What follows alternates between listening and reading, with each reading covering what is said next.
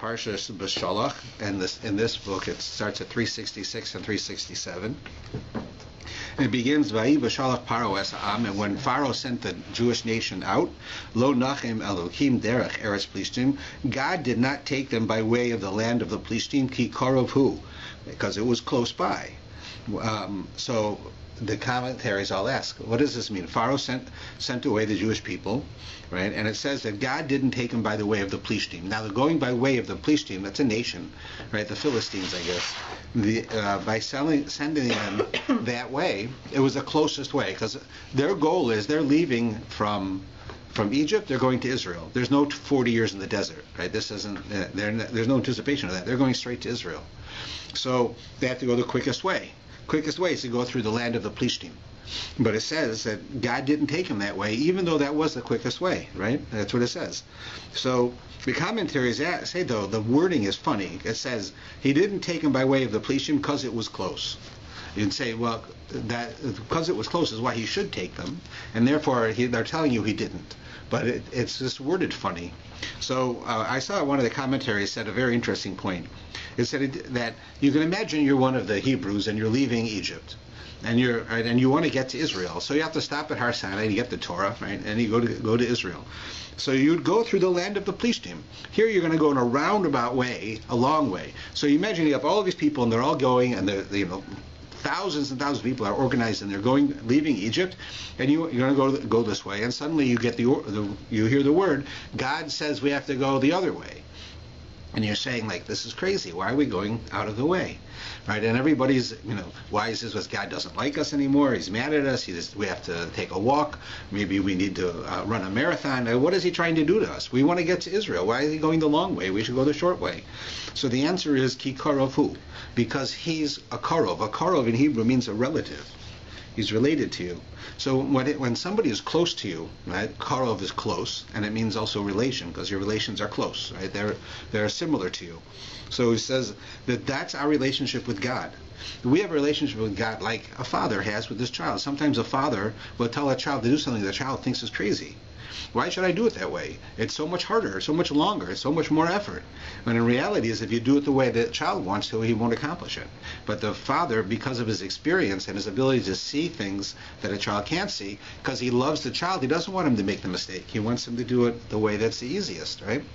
So it says that because they went this way, of course, they got cornered at the Red Sea. And Pharaoh's coming to get them.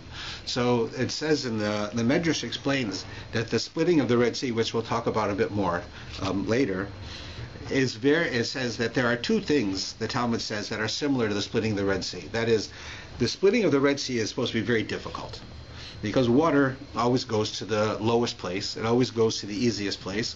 And here God is splitting the water and making it stand firm so that they can go through it, right? So it's a very difficult thing. So it says, what is difficult in the world like this?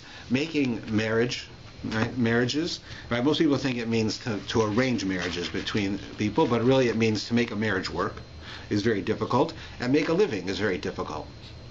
So why these two examples? They're true, they're very difficult, but why these two? Because these two actually relate to what we're saying here. We say that the Jewish people were supposed to go the quickest way. God tells them to go the other way. Why? Because he's like their father. What does that mean for us? And think about it as far as making a marriage, or think about it as far as making a living. Both are things where you struggle, and you have to do things that, right, and you don't understand why what happens. It can take one person 30 years to find the right person to marry. Another person can find them the first day, right? Some people, they work on their marriage and it goes real well. Some people work on their marriage and it doesn't. Some people want to make a living. People want to work, and no matter how hard they work, they don't make any money. Other people, they can go in and in a day they'll become wealthy. So, why is that? What's wrong with me, right, that I can't find a wife? What's wrong with me that I can't get a job? I can't keep a job. I work hard. I come every day. I'm responsible. I don't speak out. I don't do anything I shouldn't do. So why can't I keep a job? So the answer is ki karov hu. It's the same answer. God is causing this. God causes this because this is what's best for you. For whatever reason, you need to wait to get an answer. You don't know right now why it is, but you will one day get an answer, and you will see why this is best. Well, we see this all the time. But I think one of the places where it was the most famous and the most well known are stories going back to September 11th, right? And there was a famous story about a group of Jewish guys who lived in New Jersey and would travel in carpools together to go to work, and they worked in the World Trade Center. And on the day of 9/11, they weren't there when it went off. So why weren't they there? So the story says, I saw this in a book, that you may remember that there was a couple, a young Jewish couple, who went to Las Vegas, and they went on a helicopter ride. Which I did the same thing. You go on a helicopter to see the Grand Canyon. For some reason, their helicopter crashed, and they were killed. Like a young, let's say in their late 20s, a couple with a couple of kids, or early 30s with a couple little kids, and they left the kids without any parents, right? And now everybody, all these people knew them. These men who worked in the World Trade Center knew this couple, and it was 30 days after they died, so they made what they call a shloshim event, right, where they learn Torah and you have a meal, and they did that in the morning. And because they went to the shloshim event, they weren't at the World Trade Center when it got destroyed. They came to work late, right, for that day. So it says then these people died. It was a terrible thing that they died. But because they died, and because of the honor that these people gave them, their lives were saved. Right? 2 people did die, and no matter what comes of it, it's not worth it. But the fact is that these men went out of their way to go and give honor to the memory of these 2 people. And because of it, their lives were saved. They weren't at work when the buildings went down. So you'd say, why do these people have to die? And why do we got to go out of our way? And now we're going to be late to work, and we're going to get in trouble at work. And then, boom, they were saved. Right? We had I gave an example before about a guy. I said this a couple nights ago when I was speaking about Rabbi Weinberg, that a fellow goes on a boat. He takes all of his belongings, everything he has, down to the last pencil from his house, and he puts it on the boat, and he's going to move to a new city. And on the way, though, it takes a long time, so they stop in different places. So you're going all the way, so you get off and you look around a little bit, right? So you get off at this island, and he looks around, and the boat's there, and the boat says, we're going to leave at 2 o'clock. So that's what you do, right? You get back on time. Anyone who's been on a cruise, that if you're not back on time, they go. You got to find a way to the next stop, or you're not going to be on the cruise, right? So the guy, this one occasion, he gets off, and when he gets off and he's walking around the beach, he steps on a nail. It goes through his shoe into his foot, right? And he has to go and get a shot, and he's in pain, and he tries to hobble around. Well, by the time he hobbles back to the boat left. Right? So he's all, this is not a true story. This is just an example. So he's all upset that the boat left, and he says to God, it's bad enough I got to move because of my situation, and then it's bad enough that I take a couple hours to relax and I step on a nail, and then you make me miss the boat. Like, what is it that you hate about me? And then he prepares to find a way to get to the boat, and he gets word that the boat sunk. Mm-hmm. So here he says, God loves me, right? It's not that God hates me, but he didn't see it. That's what this is saying here. When this says they didn't go way of the Plishtim because Kikarofu, because who means he. Who is the Karov? Who is your relative? God. God sees the big picture, and it's not best for them to go this way. If you know what happened if they went by way of the Plishtim would go to war with them. They'd attack them. And the Jews would say, what are we doing here? Are we crazy? We went through 240 years of slavery, and then we go through, watching these 10 plagues, and now we leave Egypt so fast, and now we're getting attacked. We're getting killed in the desert. As they said in other places, there are not enough graves in Egypt that God had to take us out to the desert to die? Like, what's going on here? So they said, we want to go back to Egypt. The fact that that didn't happen was because God understood the situation. So that's what that means, and I think that's a good understanding of it. And then it goes on. It says, "V'yasav Elokim es'am derech hamidbar," and God took them on a long route through the desert of the Yam Suf. And then it says, "V'chamushim alu b'nei Yisrael me'eretz Mitzrayim," and it says it has this word chamushim. With this chamushim, the Jewish people came out of Egypt. right? That's what it says. It ends it, right? It says this whole long way they go, and then it says, and the Jewish people came out of Egypt with this chamushim. So the commentaries want to know, what is chamushim, right? It comes from the word chamesh, which means 5, but what is this 5s that they took with them, right? They didn't take a pack of cards, so what was it? So Rashi asked that question, and he says, the chamushim ain't chamushim ela mizananim. He says there's no. Whenever you see the word chamushim, it means weapons. That they took weapons with them. In other words, God took them out of Egypt, and they took with them weapons in case they were attacked. Right? But then he goes on. And it says that because they're going to travel through the desert, they brought weapons with them, either to take care of them against the wildlife or to take care of themselves against the people who would attack them. But then it explains that in a more hidden way, the word chamushim means chumashim. A chumash is a way, 5 books of Moses called a chumash, right? That's what we have here, the 5 books. They took the 5 books with them. Now, they didn't get the Torah yet. That's coming up, right, in 7 weeks. 7 weeks their time. In our time, it's coming up next week. But they didn't have the Torah yet, but it had the knowledge of the Torah. We know that the Jewish people, for many centuries before this, they had knowledge from the Torah without having the Torah. They understood what the Torah was going to tell them. So it says the Jewish people came out of Egypt with Torah. That is to say, the word for Torah here, it's hidden, the word for Torah, and the word for weapons is the same word. That is to say that your weapons, the weapons of the Jewish people, is the Torah. That most of the nations of the world, how do they go to war? So how do you win a war? Because you had better weapons than the other side, right? Like in the 1948 war in Israel, right? They had an air force, one beat up old plane and some seltzer bottles they'd drop out of the plane on top of the Arabs, right? Instead of bombs, they drop seltzer bottles. Right? That's a Jewish thing to do. So, right, they didn't have very good weapons, so you think the Arabs are going to win. They've got better weapons. In this case, it wasn't the case, but logic says the army that's bigger, that has better weapons, better trained, is going to win. But the Jewish people, we don't have that. We don't have an army that says the strength comes from us, from our training. We understand that if we win a war, it's because God wants us to win the war. That's why in 1948 they won the war. They had terrible weapons, and they won. 1967, you had all of these countries around Israel attack Israel at the same time. Right? Any one of these countries was big enough to eat Israel, right? And they all attacked them, and they all lost. And Israel gained land, gained power, gained authority. All of these things happened, right, to Israel in 1967. It goes against all logic. In fact, a person I know was telling me a story about a friend of his who was in West Point, and that's where the Americans trained their officers, their soldiers. And it said that they went to West Point, and they have a class on military strategy, and they teach you what did Patton do, and what did this guy do, and this guy do, and the different generals, so you can learn from the past, right?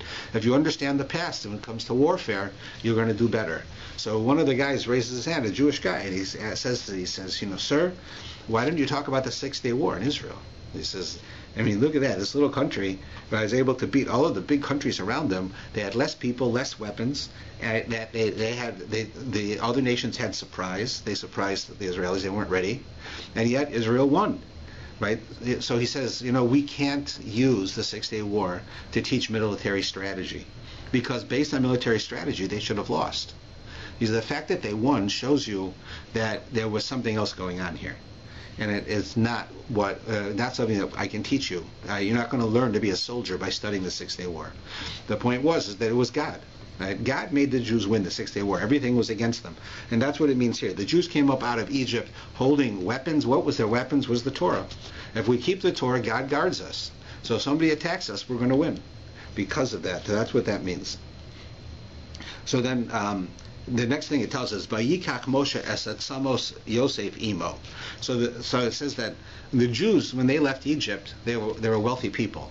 If you remember earlier, in the plague of darkness, the Jews went around and they looked at all of the things that the Egyptians owned. And then after the plague of darkness, they went to them and said, can you give us this piece of gold and this piece of silver that you have? And they gave it to them because God promised the Jewish people would leave Egypt wealthy, right, after all the years of hard work. So they came out wealthy. So everybody had diamonds and gold and silver, right, with them as they were leaving, except Moshe. Moshe said, I'm not taking gold and silver. I'm taking the bones of Yosef. The Jewish people promised Joseph that before he died, that they would bury him in Israel. So now they're going to Israel. Someone's got to carry his body, right? His body's turned into bones at this point. It's a long time. Right? So somebody had to take the casket with the bones. So Moshe says, that's what I'm going to do. Why? Because Moshe understood, as King Solomon says, a wise person takes mitzvahs. He says, Moshe understood that what's going to be worth something is not the gold and the silver. What's going to be worth something is I'm doing the mitzvah. I am fulfilling the promise to Joseph that he should be buried in Israel. So it says that he himself did that.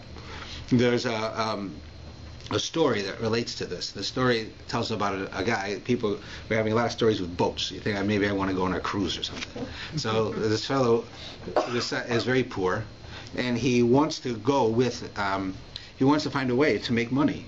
And he can't make any money where he lives. So him and his wife hear that there's an island on the other side of the world. And on that island, they have diamonds just laying in the sand. They're all over, and they're just laying in the sand.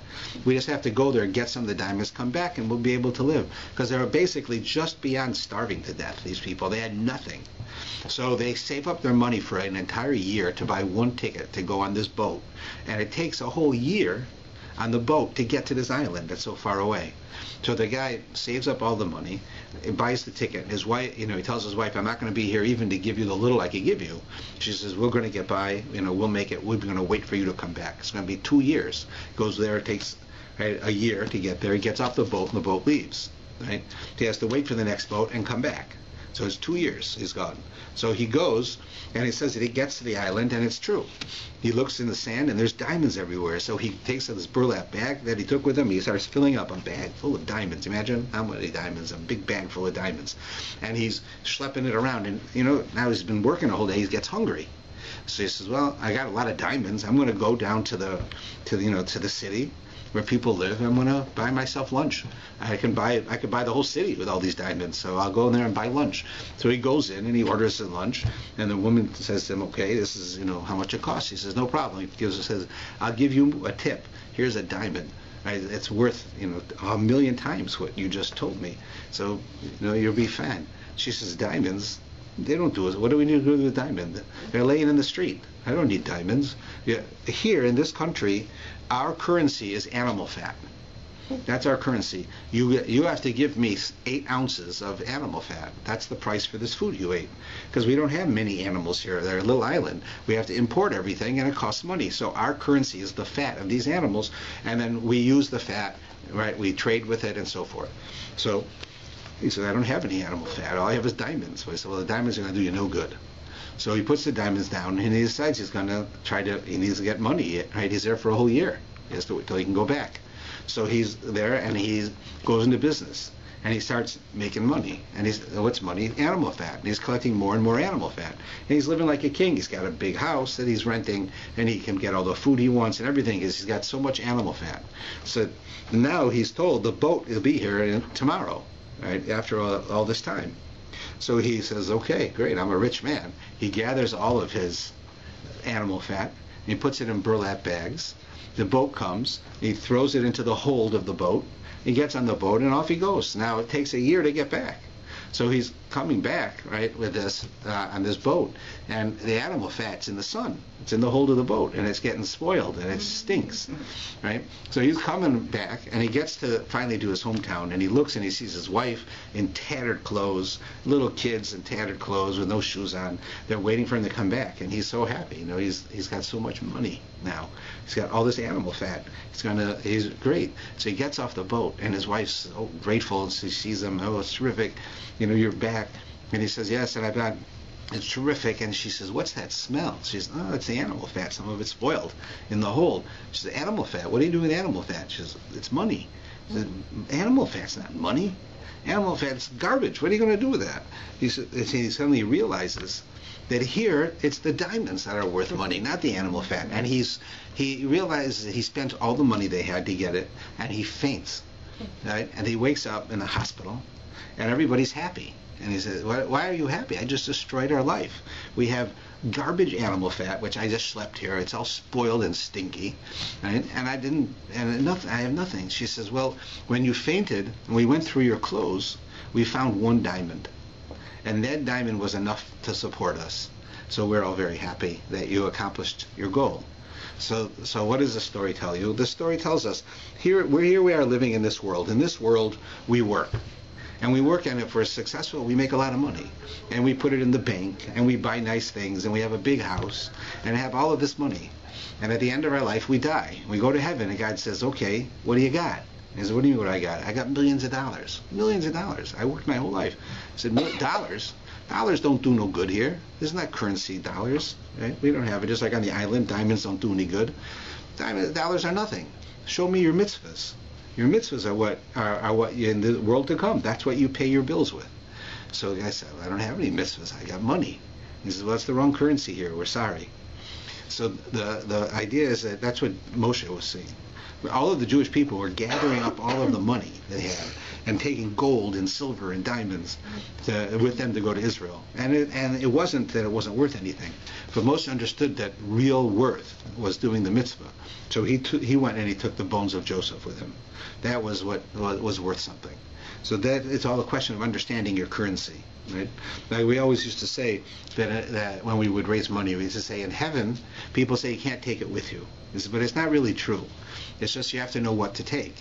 When you go to heaven, they don't take checks, but they do take canceled checks. And the canceled checks made to charity, that they'll take. So if you have canceled checks made to charity, that you can bring to heaven. But checks that you haven't used, right, or that are only money, that's no good. And so that's what the story tells you. So that's what that means. And then it gives us a description of what it's going to be like for the Jewish people in the future. And it says that they go out into the desert. And it looks here, it says they went from Sukkot, a city called Sukkot, and they went to a place called Ethem at the edge of the wilderness. All right, so now at the edge of the desert, or at the bottom of 367. Hashem went before them by day in a pillar of cloud to lead them on the way, and by night in a pillar of fire to give them light, so they could travel day and night. So you had this pillar, this mysterious, miraculous pillar in front of them in the daytime, and it was made out of clouds so they could see it, and it showed them where to go. And at nighttime it was made out of fire. It lit up so you can read, you could do things, and when it was time to go, it would start moving, and you'd follow the fire through this pillar of fire. So they had this. Right? Now, it says he did not remove the pillar of cloud by day and the pillar of fire by night before the people. It was there all the time. So now we see that the Jews stopped at this place called Ethem. Right? That's where it tells us. It says they went from a place called Sukkos and they went to this place called Ethem. Now the Torah is going to tell us quite a bit about this place called Ethem. It gives you a whole description of it. I want to find out where. It tells you that in Ethem, I'll show you when we get to it, but it tells us that when they got to this place called Ethem, it had 12 rivers and 70 palm trees. It tells us in the Torah. Let me see if I can find the actual spot where it says it. And we have to ask, like, why does the Torah tell us this? What do we care? That they had that there.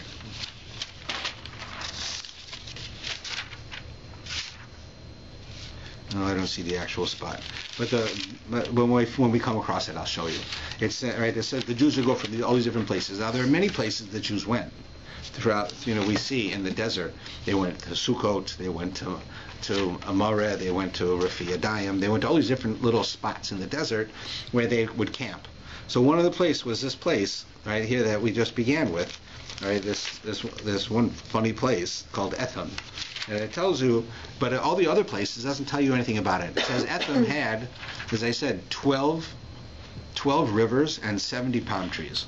And everyone says, like, who cares? Right? They were there for one day.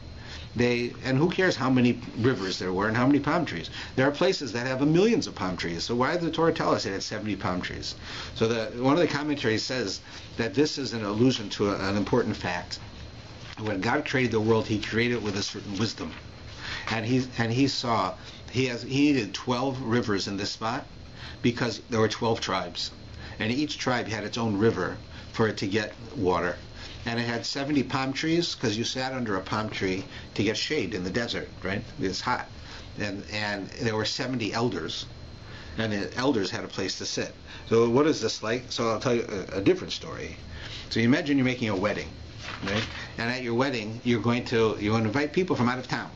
So people come from out of town to go to the wedding, right? So you want to make them feel welcome. So each person gets their own hotel room. And in the hotel room, you make sure that they get a basket of fruit that is the kind of fruit they get where they come from. And you go and you buy a newspaper for them that is the newspaper of their hometown. So that when they come to the room, they see how much effort you put into making them feel welcome. You really want them here. So you got them fruit that makes them feel at home, and you got them the newspaper from their hometown so that they could read the news about what was going on back at home while they're here. So you can imagine if you go to a wedding and someone does that for you, you feel like they think I'm really special. They really like me. They're glad I'm here. And it makes you happy, right? That's exactly what God did. God went and he created the world with 12 rivers going through this little nowhere place and 70 palm trees, so that hundreds or thousands of years later, when the Jewish people are wandering out of into the desert, and they have to go to this place, there's a river for each tribe, and there's a palm tree for each senior citizen, and they're all there, right? And it's like they walk into a hotel room, and there's a newspaper from their hometown. God is saying, I want you to know how special you are. I created the world for you. Right? And I put this palm tree here for you. You're only going to use it one day, but it's been sitting here for all these years, so you could have it for this one day. And that's why the Torah tells us that, in order so that we should realize the fact that of our relationship to God and how He feels about us. We now get to probably the central piece of the story, and one of the most seminal parts of the Torah, which is the splitting of the Red Sea. And it begins here on the bottom of 369. Egypt pursued them and overtook them and camped by the sea, all the horses and chariots of Pharaoh and all the horsemen and army by Pi-Hahiroth before Baal-Zephon. Pharaoh approached the children of Israel. The children of Israel raised their eyes, and behold, Egypt was coming after them, and they were frightened. The children of Israel cries out to Hashem. They said to Moshe, are there not enough graves in Egypt that you took us to die in the desert? Why is it that you have done this to us, take us out of Egypt? Is this not the statement that we made to you in Egypt, saying, let us be and we'll stay in Egypt? For it's better that we should serve Egypt than we should die now. So Moshe tells them, don't fear, stand tall, Hashem will save you. Watch and you'll see this happen. So, right, and then Hashem says to Moshe, what are you praying to me about? Moshe starts praying to God. Right? The Jewish people come to Moshe, listen, are you crazy? You bring us out here and now Pharaoh's going to kill us. You should have let us stay in Egypt. At least we'd be slaves, but we'd be alive. Now we're going to die. So Moshe says, don't worry about it. God took you out here, not so you should die. You're going to see God destroy Egypt in front of your eyes. They're coming after you. He's going to destroy them. And the Jewish people say, are you crazy? They're going to kill us. So Moshe prays to God. Okay, God, please help the Jewish people. So God's answer was, what are you praying about? Why do you cry out to me? Right? God's saying to them, this is no time to pray. Right? Speak to the children of Israel and tell them to go into the water. And you pick up your staff and stretch out your arm over the sea and it'll split. Go. Right? That's what he says. There's a time to pray and there's a time to do. Now's the time to do. If you stand here praying, they're going to kill you. So go into the water.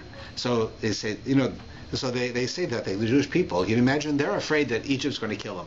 So now Moses says, don't worry, they're not going to kill you. Go into the water.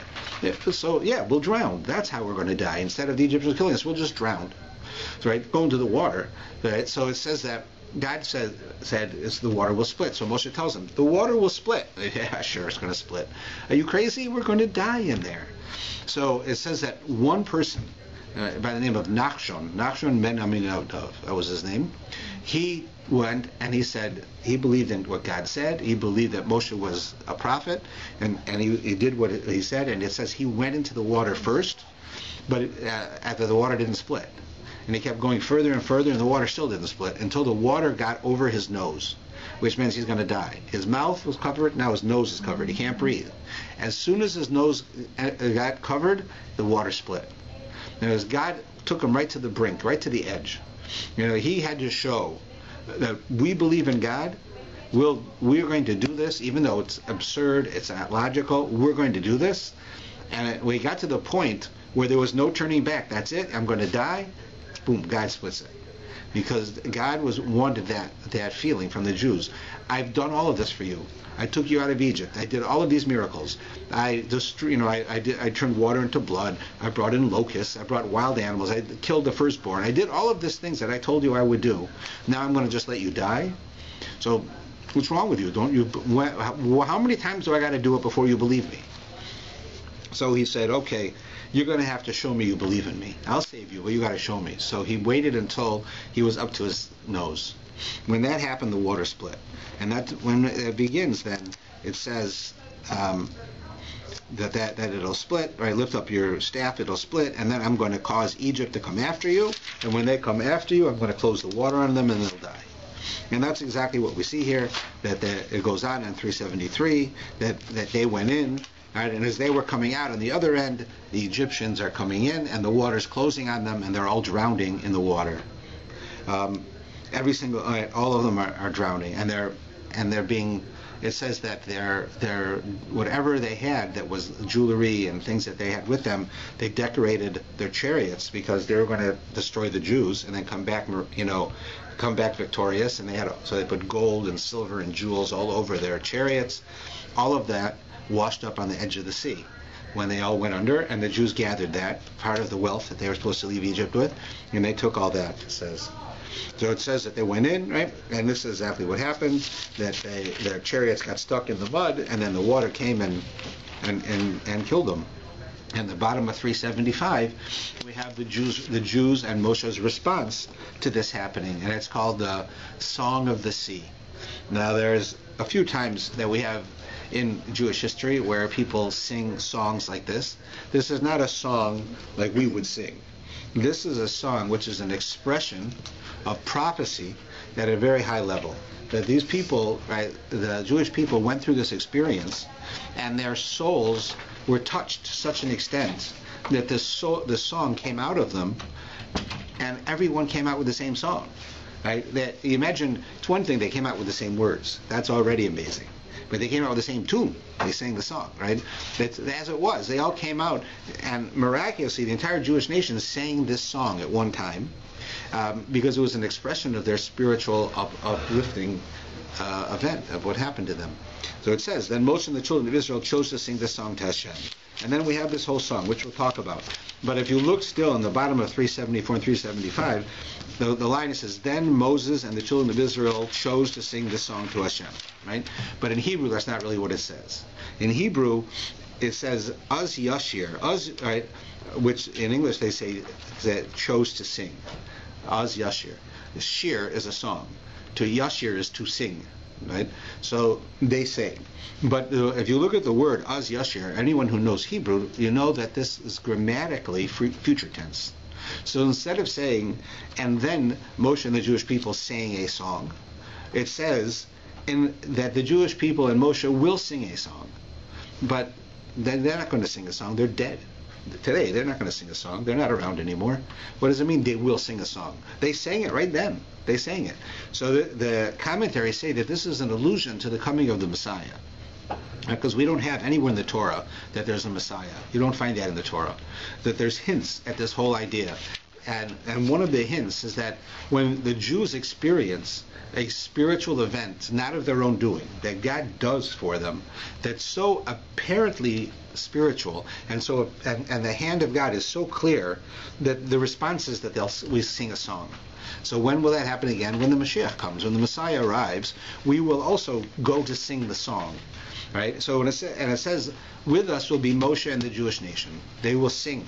So that's why it says, literally in the simple meaning, it's saying they sang a song. It's true, they sang a song then. But purposely the Torah writes grammar incorrect. You see, that's the interesting thing about the Torah. The Torah does not have to follow the rules that we follow when we write literature. Like if I would write a book, then I would, in the middle of a sentence telling a story about what happened when I was a kid, I suddenly say something, and this will happen to me, you'd say something's wrong with this author. He's got his tenses all mixed up. He's writing past tense and he's writing future tense. In the middle of a paragraph is past tense. Then so it goes back to past tense. So that when the Torah can do this, but it's telling you a message when it does it. The Torah, like if a Torah is speaking in feminine tense, and suddenly it switches one line into masculine, it's telling you something. There's a reason that it changed tense. It changed from one gender to the other. If it's going past tense, and then it changes to future and then goes back to past, it's sending you a message. If it's talking singular and then it switches to plural and then goes back to singular, it's sending a message. So here, it goes from telling you that they did sing, which they did, to they will sing. And what's the message there? That there will be a time in the future where the Jews will be redeemed again, and Moshe will lead the Jewish people. That's talking about the Messianic era when the dead will be revived, so that they'll be back again. So that's a hint at that. But then we have this whole song. Now the song itself has a lot of meaning to it, as you can imagine. It's very prophetic. You have Moshe and the men singing the song, right? And then you have Miriam, Moshe's sister, and the women being led separately, but also singing. And they had tambourines, and it explains it in detail. But some of the things in the song are worthy to look at. Just for us to understand that all of it's worthy to look at. Like, for instance, if we look on 377, it says, verse 4, Pharaoh's chariots and army he threw in the sea. God threw them into the sea. And the pick of his officers were mired in the sea of reeds. So the top officers were all stuck in the mud at the bottom of the river, of the sea. Deep water covered them. They descended in the depths like stone. So here they go in, right, and the water comes in, and they go like right down to the bottom. Right, to the bottom like a stone. But then later it says, we read it, it says that they were like straw. I'm going to see if I can find that line.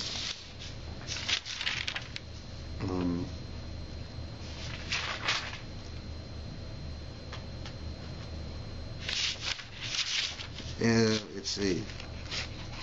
Yeah, if you look on 379, the first line here, verse 7, in your abundant grandeur you shatter your opponents. You send forth your wrath. It consumes them like straw. So now let's say you've got a bathtub, and you drop a stone in the bathtub, and you drop a straw in the bathtub. Right? The straw floats. The stone sinks. Right? So first it tells you that some of the Egyptians were like a stone. As soon as the water hit them, they went right to the bottom. Other ones were like straw. What happens when the straw floats? So in the sea that's turbulent, what happens? They go down, they come up, they go down, they come up.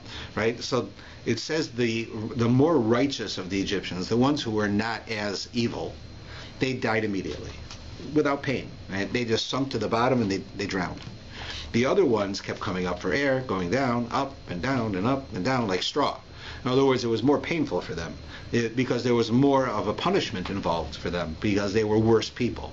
And God knew which ones were which. So different people died in different ways. Some of them died immediately. Some of them died after sort of a torture because they come up for a little bit of air and get more water in their mouth, and they go back down and come back up and down and up. So that's why it says it. It's not a contradiction. It's not that they all died like a stone and they all died like straw. Some one way and some another. And then it goes through this whole explanation. Now the commentaries have many, many things that are hinted at here as to what happened at the sea. That some of the commentaries tell us that actually there wasn't just one path in the sea, there were 12. And each tribe had its own path, similar to what we said earlier. Another commentary says, as you can see from the words, that the ground, right, was paved. The Egyptians went in, it was like mud. They got stuck, it said. But it doesn't say anywhere the Jews who went in there got stuck. They went into water, right, the ground that had a sea on it a second before. So you're going to have mud on the bottom. It was all dry. And it says also that they had the ability that they wanted to eat something, that there were trees. They had fruit trees with fruit growing there. That, of course, was miraculous. Fruit trees can't grow underwater.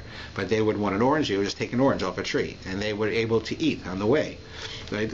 It had many, many details. You find this discussion in the Haggadah, because there's sections in the Haggadah. It talks about this. But that's the idea of what happened there. So the song goes on, and then when we get to 381, here you see in verse 20, Miriam the prophetess, the sister of Aaron, also the sister of Moshe, took her drum in her hand, and all the women went forth after her with drums and dances. And Miriam spoke up to them, sing to Hashem. And now the women had their own song, and they had their own they had tambourines and drums that they used in order to celebrate. Right now they've gone through, right, and now the beginning of verse 22, they have left. Now look back, seeing the Egyptians are gone. Now they go on their way. Now is a serious desert now. They've gone through the water. They've had their first experience in the desert. Now this is, I would say that if you and I went through that experience, even if we didn't go through Egypt, just that experience, we'd be believers in God at that point. That God wants to help us. He's there. We're there together. He wants something positive to happen to us. I mean, I would think that we would think that by that time, that we actually see this whole army coming to get us. The whole army is destroyed. Miraculously, we're saved in a very obvious miracle. Like, people like to say, for instance, that they can, that there's scientific explanations for the Red Sea splitting. That that a certain time throughout in the history of the world, the wind blows in a certain way that would cause the water to split. Right? So they say, well, you can see it's just science. Right? So what's interesting is that even that is just describing a miracle, because what they're saying is that God created the world in a way so that exactly at this moment the wind would blow in a certain way to cause the water to split, and at the exact same moment it would cause it to go back. Right? That in of itself, right, is pretty miraculous. So they say, oh no, Moshe understood. Moshe was a scientist. He understood that this was going to happen. Right? So that means that Moshe actually planned that the Jews should come there, and that he tricked the Egyptians to come after him. Right? He knew it, but they didn't know it. Right? Nobody else knew the water would split except Moshe, including the Egyptians, who clearly did understand the world, understood science. So the whole story is silly. Right, but that's what they like to say. That was one of the things behind the story of the splitting of the sea, that it was science that did it. And even if so, if all they're doing is they're describing what God did, and it happened such a way. But there's a very interesting medrash. The medrash says that at the same time that the sea split here, every body of water in the world split. It says the water in your bathtub split, the water in your teacup split. Everywhere in the world, the water split. Now, Medrash, remember I say this often, Medrash rarely should be taken literally. The rabbis were very intelligent who wrote these Midrashim based on the Torah. They were not foolish, and the Midrashim sound foolish when you take them literally. Some Midrashim are very absurd. Esther was green, Esther had a tail, Pharaoh was only 12 inches tall. There's Midrashim like this. They're not meant to be literal. They are metaphors. It's like, I'll give you an example, a metaphor that I saw in one of the books once. It says that the Tsar was approached by one of his ministers to kill the Jews, right, over and over. And for whatever reason, the Tsar wouldn't do it. He didn't want to kill all the Jews, probably because he wanted their taxes. Right? So he didn't want to kill them. Finally, this one minister comes in and he convinces, however, maybe he bribes him, but convinces the Tsar to sign a letter that says that that everyone can go and kill the Jews. Right? So the guy's supposed to come on this day to go sign, right, to with the letter to get it signed, and then the next day the Jews will be killed. So it says that he wrote the letter, and on his way to the castle he had a heart attack and he died. They never got there. Right? So it says then a poet who wants to write about this would say that the Jewish people almost drowned in a drop of ink. Right? Because if he had signed his name with a drop of ink, they would have died. Right? So the entire Jewish nation would have drowned in a drop of ink. Right? That's what a poet. Now, if you would open a book and you'd see that somebody wrote in the 1800s that the entire Jewish nation almost drowned in a drop of ink, you'd say this guy's an idiot. Nobody can drown in a drop of ink. 1 million people certainly can't drown in a drop of ink. But that's because we're saying this guy's stupid. He's not stupid. He's writing a metaphor. He wants us to remember this. So he tells it to us in a way that causes us to remember it. We're not going to forget the statement. So it's the same thing right? When we understand how Midrash works. So when Midrash says that Pharaoh was 12 inches tall, it doesn't mean that he was literally 12 inches tall, because the Midrash also said that Moshe was 30 feet tall. If Moshe was 30 feet tall and Pharaoh was 12 inches tall, why doesn't Moshe just stand on him? Like, why doesn't he just squish him? Right? So the fact is, it's not literal. So here there are many midrashim that talk about what happened at the splitting of the Red Sea. The one of them, that every body of water split in the world. So what does that mean? It doesn't really mean that if you were drinking tea in London, that your tea would split. It doesn't mean that. I don't believe so. I believe that what it's telling us is that the splitting of the Red Sea was such an enormous miracle, because not just the sea split, but it split at the right moment to save all of these people, and it closed at the right moment to kill all of those people, and caused all of their wealth to come washing up on the shore before the people who were saved left, to be able to take all their wealth. And then, right, that is a miracle like we can't even imagine how big that is, right? Hundreds of thousands of people walking through a dry waterbed, and then the next group right after them all die, right? That's an enormous miracle. And it happened just like that, and it happened when they needed to, and Moshe said it was going to happen. That's enormous. That's a miracle that's so big that everyone in the world heard about it. Everyone in the world heard. The Jews came out of Egypt. They were slaves in Egypt for 200 years. There's a bunch of slaves, right, with no education, no nothing. They had no money, no nothing. They were slaves. They were born into slavery. Their fathers were slaves. Their grandfathers were slaves. Their great-grandfathers were slaves. And they came out of Egypt, and their God saved them, that he caused the sea to split this way and save them, and the Egyptians were all killed. Right? That's when it says that every body of water split, it means that this was so amazing that it's as if every body of water in the world split. So that I'm looking at my teacup and the water suddenly splits, and I'm going to say, why did that happen? And someone will say, because the water split back in the Red Sea. Right? It didn't split in my teacup, but it was that enormous. So that's what the Medrash seems to be saying. So this event was extraordinary. The whole world heard.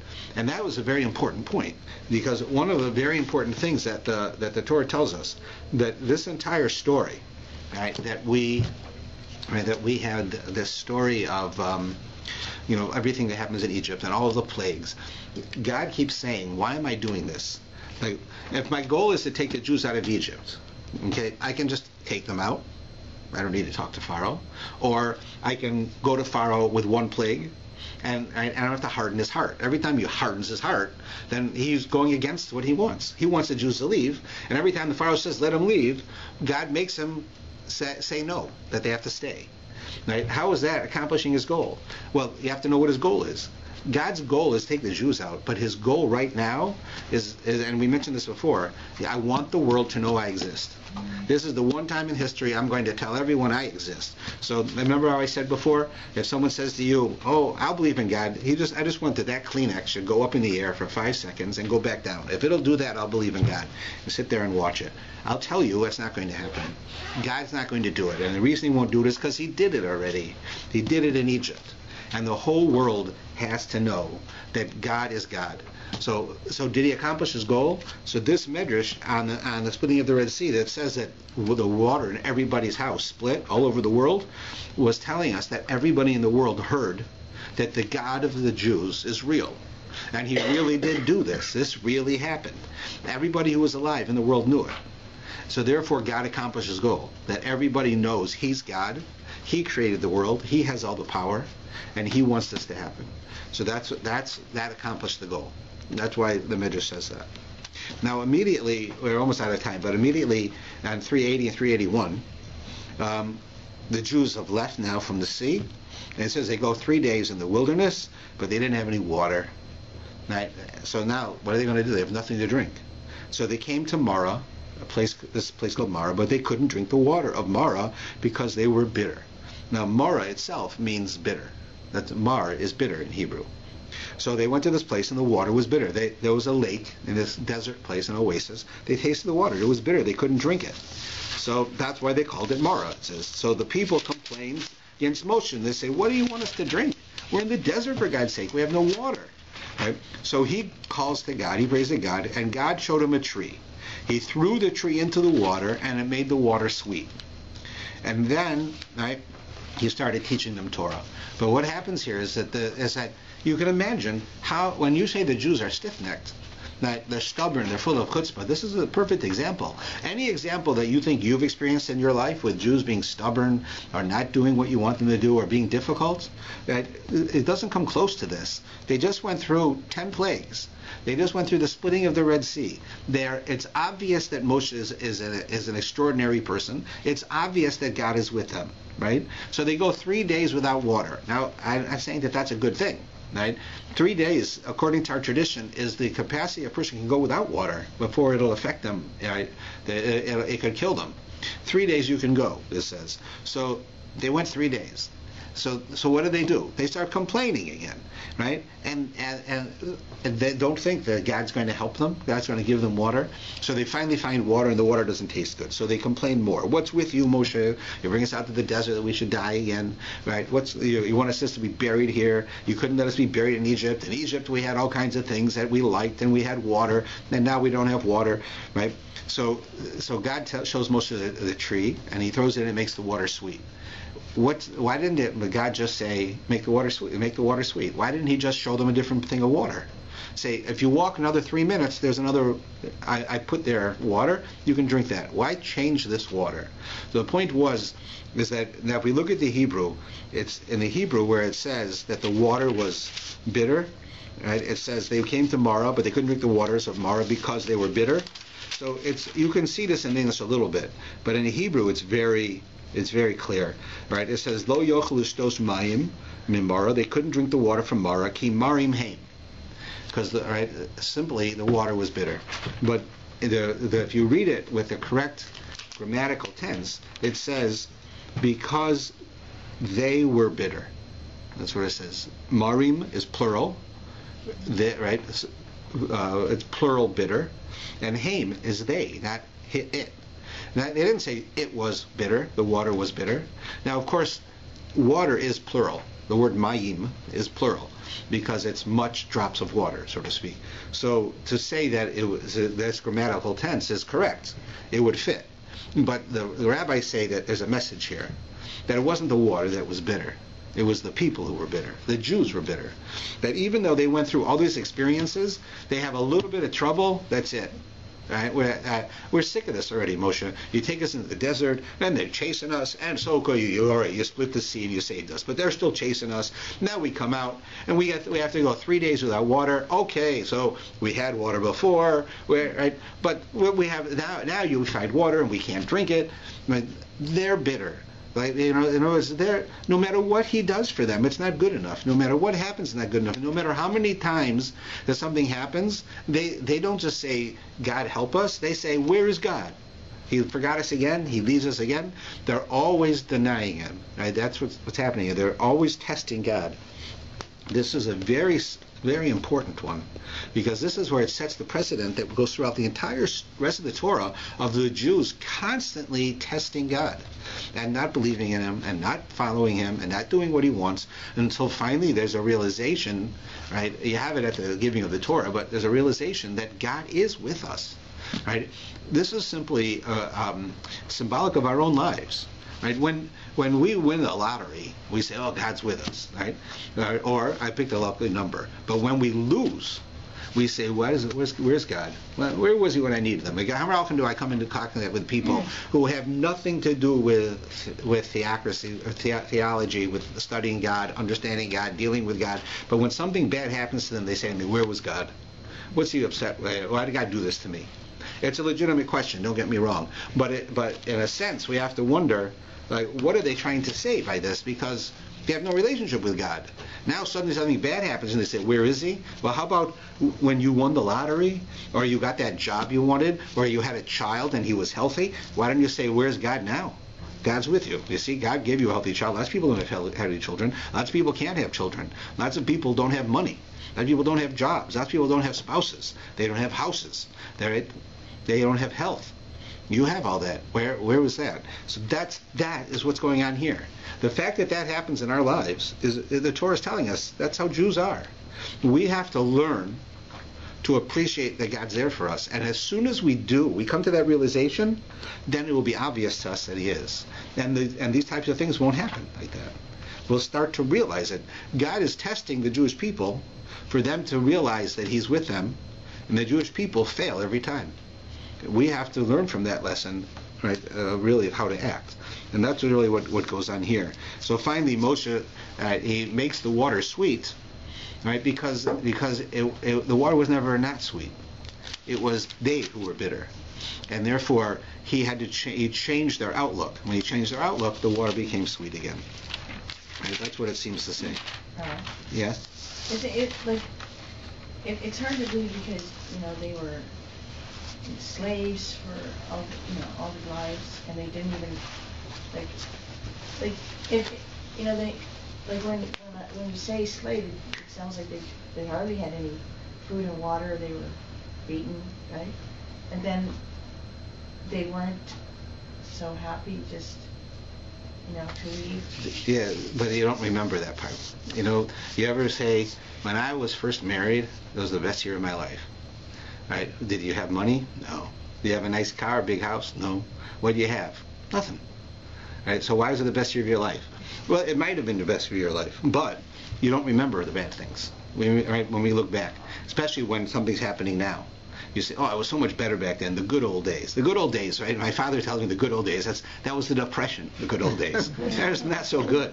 But he remembers it as the good old days. That's how we are, right? And that's how they were. They remembered, oh, we were slaves in Egypt, but we got food every day. They fed us every day. We didn't have to worry about water. Right? You had to worry they'd take your kids and kill them. But that they forgot that part. But that's just how people are, right? That they do those things. Aren't there scientific explanations for all the plagues? Sure. But that doesn't do much more than just describe the method God did it. Yeah, I mean, these things always happened. It's just that it was worse. Well, for instance, the locusts that came into Egypt, it says that they never came before and they'll never come again. Right? The plagues that I did to Egypt, God says I will not do to you. So therefore, the things that happened to Egypt will not happen in Israel.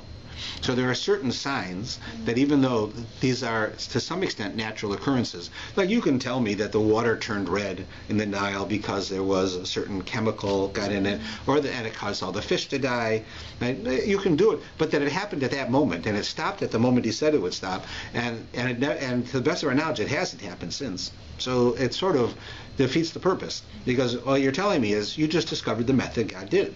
When God wanted to turn the water to blood, so He did this, this, and this. So you figured it out, right? But it doesn't mean He didn't do it. Right? That's how we see it. Yeah. Here is what I was talking about before. If you look in 383, I had the wrong city. They arrived at Elim. Right, verse 27. They arrived at Elim, where there were 12 springs of water and 70 date palms. They encamped there by the water. Right? Why does it tell you that? Right? They were in Morah. They were all the different places. It doesn't tell you anything about it. Here is this place, Elim, 12 springs of water and 70 date palms. Like, what do we care? That's the only thing they did there. Right? Because God put those 12 streams of water, like I said earlier, and He put those date palms there specifically from creation, so that when the Jews got there, each tribe had its own source of water, and each of the elders had a place to sit in the shade. Right? That's what that's the spot for it. Okay? I guess we better stop here for today.